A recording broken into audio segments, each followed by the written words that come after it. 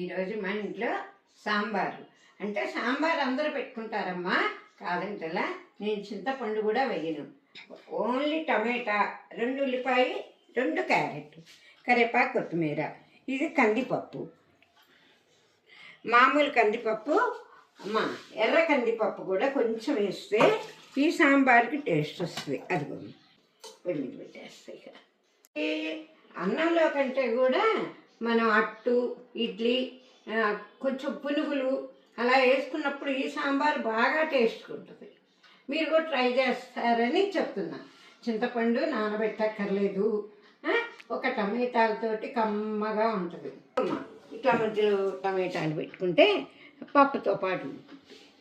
తర్వాత మన ఉల్లిపాయలు బారుగా తరిగేసి, ఈ క్యారెట్ బారుగా తరిగి పెట్టుకొని ఒకే ఒక్క విజిల్ రానిస్తా. అది ఇంకొంచెం టైం పట్టుద్దిగా. ఈలోగా మనం పప్పు టమాటా వండుకుందాం. కుక్కర్లో పెట్టి ఒక 3 విజిల్స్ వస్తే సరిపోతుంది. సాంబార్లోకి ముక్కలు ఉల్లిపాయలేమో బారుగా తరగాలి, ఇదేమో క్యారెట్ ఇలా రౌండ్గా తరిగితే బాగుంటుంది. కరివేపాకు, కొత్తిమీర, తాలింపు ఉడకబెట్టాం కదా, ఇది ఆరబెట్టుకోవాలి.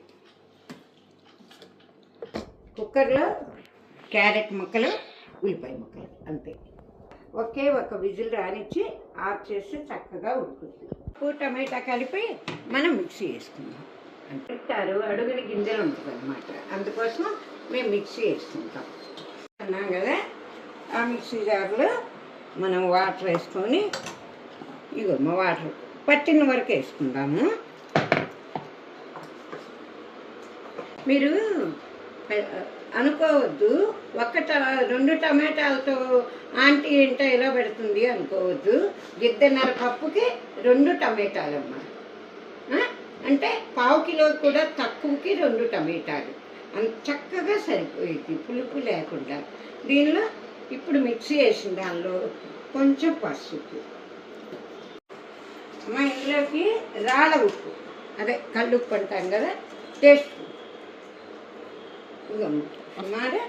ఒక స్పూను చూసేసుకోవచ్చు కదా. మా కారం కూడా కొంచెం కారం, కొంచెం పసుపు. పొయ్యి మీద ఒక 5 నిమిషాలు బాగా మరగనిస్తే సరిపోతుంది.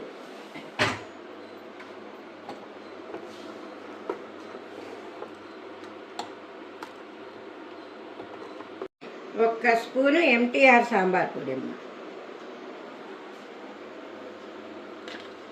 స్మెల్ కోసం. మామూలుగా మన తాలింపు గింజలు,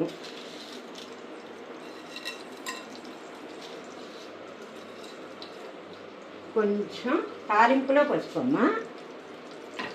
ఇంగువ మన ఇష్టమైతే వేసుకోవచ్చు, ఇది అన్నంలో కాదు కాబట్టి ఇంగువ వేయట్లేదు.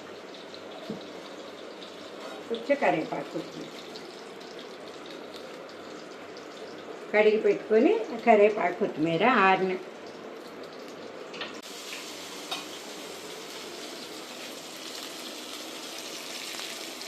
ఇది వేడి ఉండగానే సాంబార్లో ఈ తాలింపులు వేయాలి, టేస్ట్.